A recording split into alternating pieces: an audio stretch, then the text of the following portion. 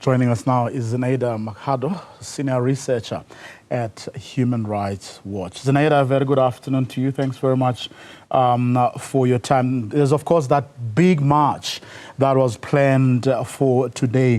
What are you hearing on the ground?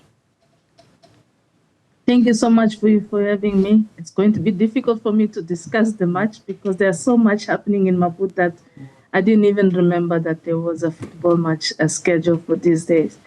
But Maputo today woke up the way we kind of expected it would, with protesters trying to reach the center of the city, coming from the neighborhoods around Maputo in large numbers. And security forces today, with the assistance of the defense forces, the army in this sense, trying to stop people from coming to the middle of the city. But that process itself of trying to stop people was very problematic. One, because again, they used excessive force to prevent people from marching to the town.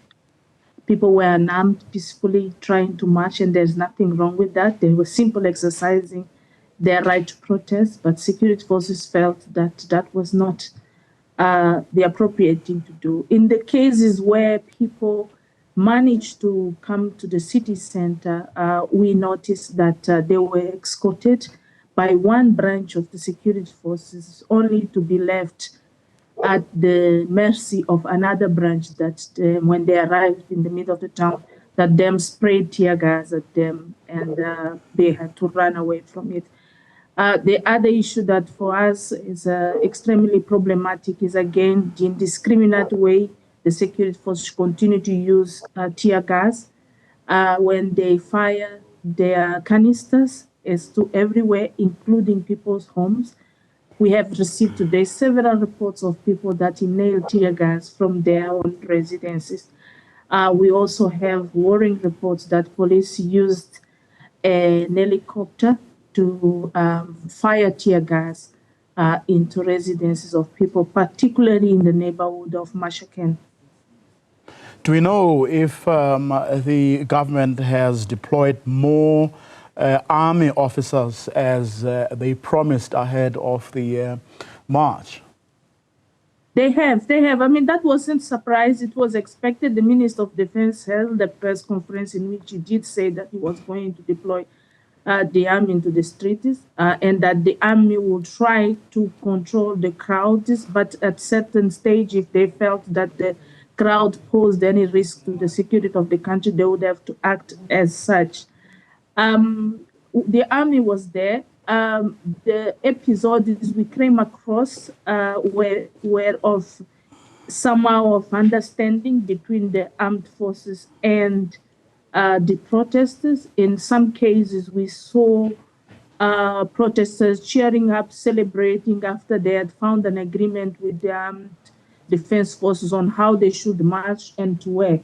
Where for us was particularly concerning was the fact that, yes, we saw them marching alongside the armed soldiers, but at a certain point of the march, the armed soldiers would leave the crowd, and then somehow another branch of security forces arrived and fired at those crowds. What we are yet to understand is whether there was a problem of coordination between the army and the police, or if indeed it is, as many people have suggested, that the protests have been led to an ambush.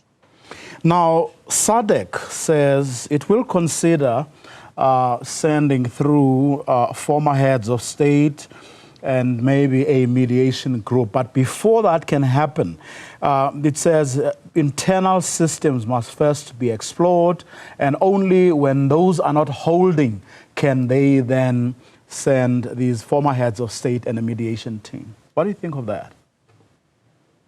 We respect their position, but it's also reminding them that until the internal system delivers a solution that might feel it's befitting to the situation, a lot of people may die on the streets, a lot of police abuses may occur, and a lot of infrastructure will be destroyed.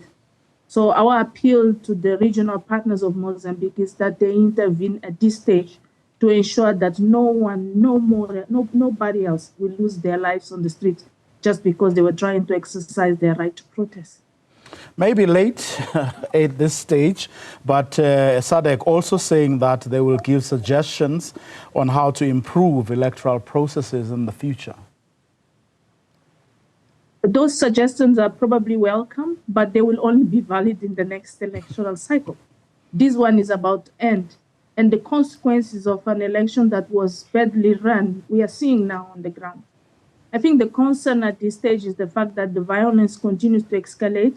People are dying on the streets. Police is using excessive force every day. It's getting to a stage of impunity where police feels it can go out and kill whoever they feel should not be protesting on the streets. That is a problem.